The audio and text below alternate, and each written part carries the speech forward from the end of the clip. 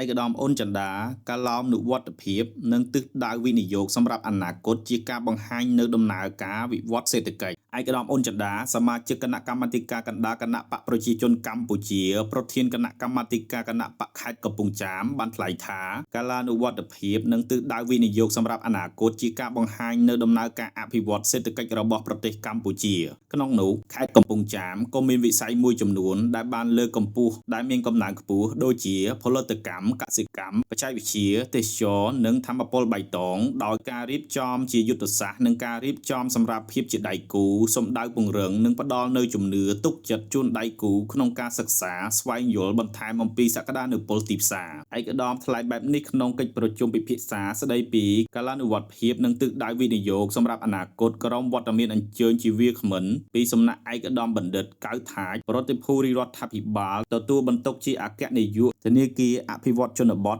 និងកសិកម្មជាសមាជិកគណៈកម្មាធិការកណ្ដាលនិងជាសមាជិកយុវជនគណៈបកថ្នាក់កណ្ដាលស្ថិតនៅសន្តាគារ LBN ក្រុងកំពង់ចាមនាថ្ងៃទី28ខែមេសាឆ្នាំ2026ក្នុងនាមថ្នាក់ដឹកនាំខេត្តឯកឧត្តមអ៊ុនចិន្តាសូមគាំទ្រនឹងការវិតម្លៃខ្ពស់ជាមួយនឹងការថ្លែងអំណរគុណយ៉ាងជ្រាលជ្រៅសម្រាប់ការរៀបចំឲ្យមានកម្មវិធីនេះឡើងក្នុងគោលបំណងរួមគឺដើម្បីផ្ដល់ជាទុនក្នុងការចែករំលែកព័ត៌មានជូនដល់សមាជិកសមាជិកាជាពិសេសសហគ្រិននិងអ្នកវិនិយោគទាំងឡាយឲ្យបានយល់ដឹងកាន់តែច្បាស់អំពីការឡោននិវត្តភាពនិងឱកាសអាជីវកម្មថ្មីៗ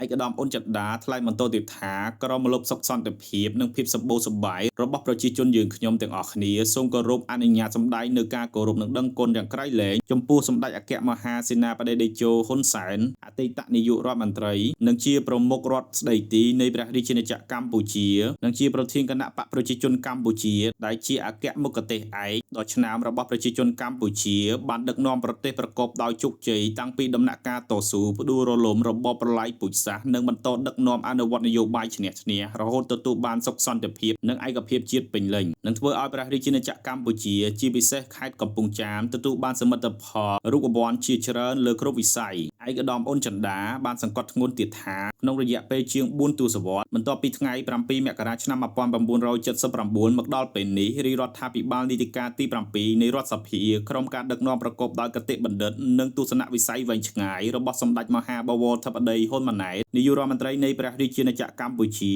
បានបន្តរក្សានូវស្ថិរភាពនយោបាយសេដ្ឋកិច្ចសង្គមមានការអភិវឌ្ឍលើគ្រប់វិស័យដែលធ្វើឲ្យប្រជាជនមានជីវភាពធូរធារបន្ថែមពីនេះមានប្រព័ន្ធហេដ្ឋារចនាសម្ព័ន្ធជាច្រើនរួមមានផ្លូវថ្នល់ស្ពានបានតភ្ជាប់ពីជនបទមកទីប្រជុំជនបានគ្រប់ទីកន្លែងមានមន្ទីរពេទ្យសាលារៀនវត្តអារាមដែលបម្រើឲ្យប្រជាជនគ្រប់តម្រូវការ